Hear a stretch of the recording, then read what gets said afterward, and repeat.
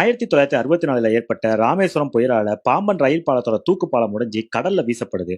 ராமேஸ்வரம் போக்குவரத்து துண்டிக்கப்பட்ட தனித்தீவா மாறுது. இந்த நிகழ்வுக்கு அப்புறம் சாலை வழி பாலம் பாம்பனுக்கும் மண்டபத்துக்கு இடையில அமைக்கணும்னு இந்தியா தீர்மானிக்குது.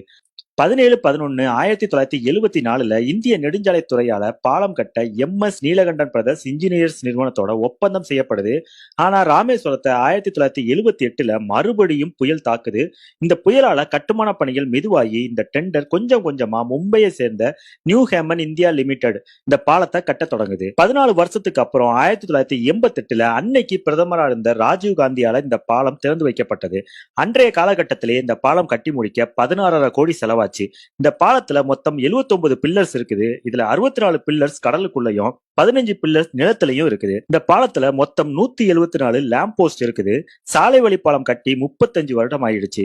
ரயில் பாலம் கட்டி 110 வருடம் ஆயிடுச்சு. உப்பு காத்து வீசுற இந்த கடற்கரையில அதிகமா துருப்பிடிக்கக்கூடிய காத்து வீசுற இந்த கடல்ல அமைக்கப்பட்ட பாம்பன் பாலங்கள் வியப்போட உச்சம்தான்.